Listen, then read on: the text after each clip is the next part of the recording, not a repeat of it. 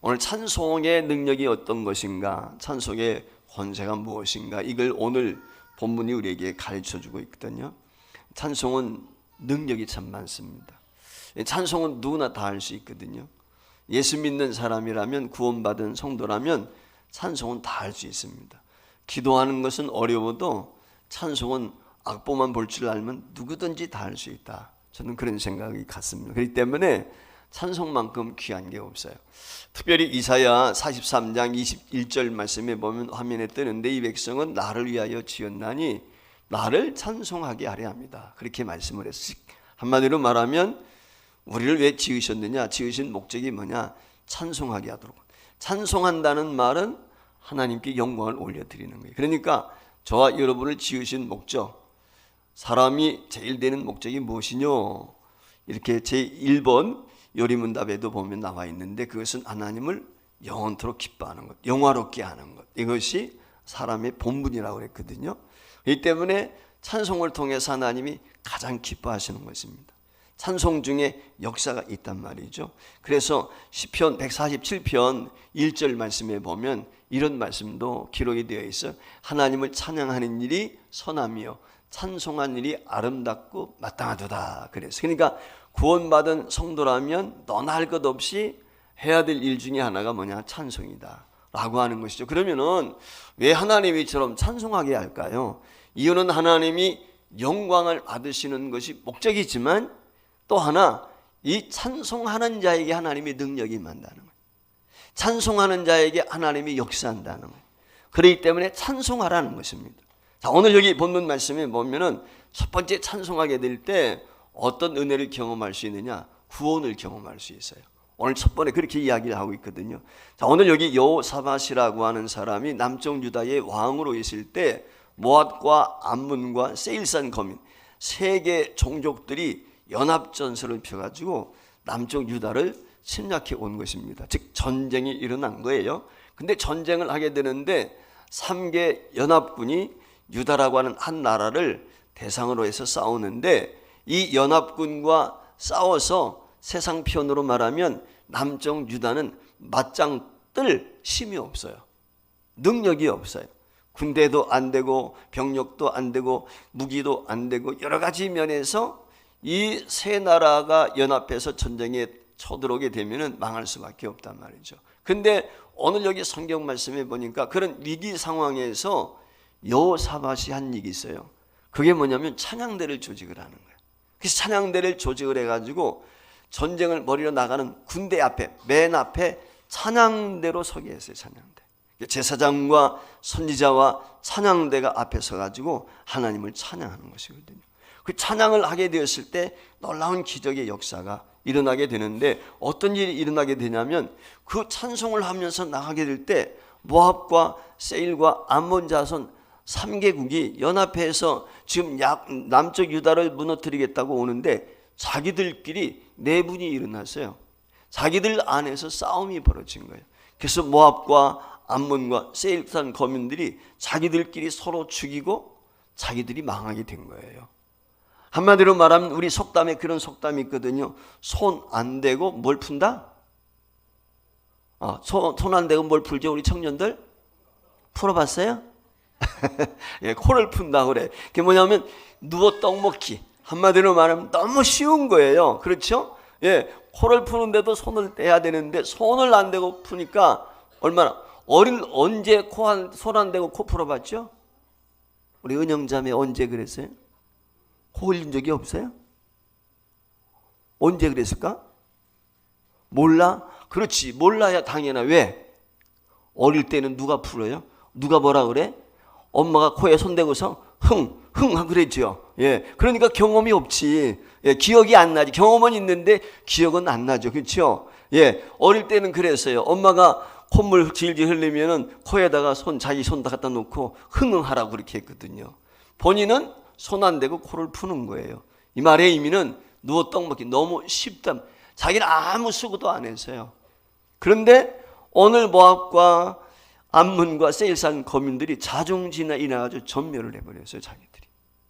이게 놀라운 역사죠. 이처럼 구원을 얻어서요.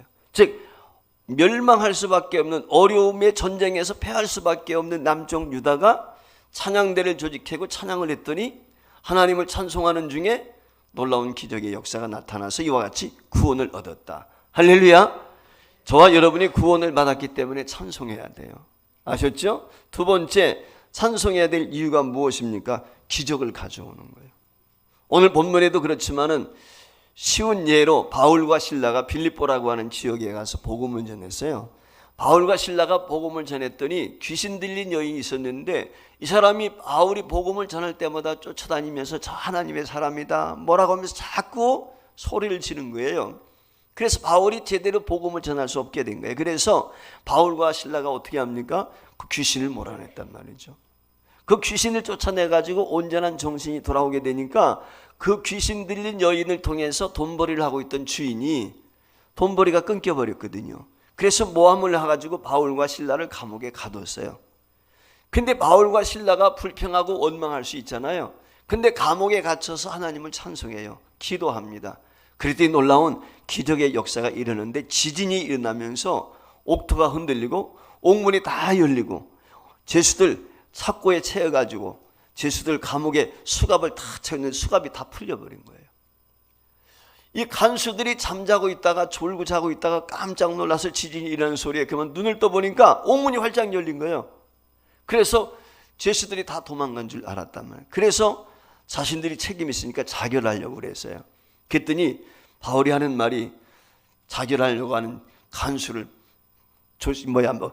하지 말라고 그렇게 이야기를 하면서 우리 다 여기 있다 그렇게 이야기를 했어요. 그랬을 때 이 간수가 너무 놀래가지고 우리가 어떻게 해야 구원을 받을 수 있습니까? 라고 하는 이야기를 하거든요. 그랬을 때 바울이 복음을 전하게 되고 그 복음을 받아들였던 간수와 온 가정이 예수를 믿게 되었더라 라고 성경이 기록을 하고 있어요. 이처럼 기적의 역사를 우리가 경험할 수 있어요.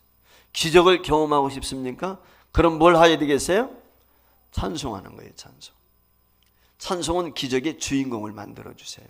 그래서 늘 저와 여러분이 항상 어디에 있든지 간에 환난을 만났을 때 특별히 어려움 중에 있을 때 곤고한 중에 있을 때 해야 될 일이 무엇이에요? 그건 찬송하는 거예요.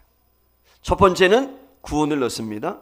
두 번째는 기적을 경험할 수 있어요. 세 번째, 찬송하게 될 때 어떤 역사가 일어나게 되죠? 오늘 본문에 나와 있는 것처럼 승리하는 거죠. 궁극적으로 하나님께서 저와 여러분에게 승리하시기를 원하세요. 예수 믿는 사람들이 세상에서 살아가게 될 때 패하면 안 돼요. 승리해야 되는 것입니다. 우리는 영적인 싸움이 있어요. 마귀와의 싸움이 있단 말이에요. 늘 마귀와의 싸움이 있는데 그 마귀와의 싸움에서 승리할 수 있는 비결은 찬송하는 거예요. 여러분들은 그런 경험이 있는지 모르겠지만 귀신 들린 사람 위해서 기도해 보신 적 있어요? 귀신 들린 사람 위해서 기도할 때요, 이 귀신이 역사할 때 있거든요. 잘못하면요 기도도 잘 안 나와요. 눌려가지고 마귀가 힘이 세거든요. 그때 저와 여러분이 할 수 있는 게 뭐냐면 찬송이에요. 연합해서 찬송을 부르게 되면 귀신이 떠나가요. 자, 사울이 악신에 들렸어요. 사울이 악신에 들렸을 때 마음이 귀신에 휩싸여가지고 사람을 괴롭히고 사람을 죽이려고 하고 혈기를 부리고 귀신의 부림을 맞는 거예요. 그랬을 때 다윗이 수금을 타면서 찬송을 부르면 어떻게 돼요? 잠잠해지는 거예요. 귀신이 쫓겨나가는 거예요. 그렇습니다. 마귀와의 싸움에서 승리할 수 있는 원동력은 찬송하는 거예요. 찬송을 열심히 하게 되면 마귀가 우리 안에서 역사하지 못해요. 그래서 우리 심령 속에 사악한 영들이 역사하지 않도록 하기 위해서 늘 찬송을 부르는 게 찬송. 자, 한번 따라하겠습니다. 유행가는 육체를 즐겁게 해요. 명곡은 마음을 기쁘게 하고, 찬송은 영혼을 복되게 한다. 그렇습니다. 찬송을 해야 돼. 그럼 뭘 해야 돼? 네, 찬송을 열심히 해야 돼. 찬송. 우리 교회 안에서도 찬양하는 사역자들이 나오면 참 좋겠다. 그런 생각이 들어요. 성악가도 나오고 또는 뭐 아이돌이라든지 이런 노래 잘하는 아이들도 중요하지만 제일 중요한 건 뭐냐면 찬양하는 거예요. 하나님을 찬양하게 될 때 놀라운 역사가 있어요. 그래서 찬송하게 되면 구원을 받습니다. 첫 번째, 찬송하면 두 번째, 기적의 주인공이 될 수 있어요. 찬송하면 악한 영들과의 싸움에서 승리할 수 있습니다. 그렇기 때문에 여러분들이 일평생 어려서부터 나이가 들어 노년에 이르기까지 찬송의 입술에서 떠나지 않는 찬양하는 주의 백성들 될 수 있기를 주의 이름으로 축복합니다.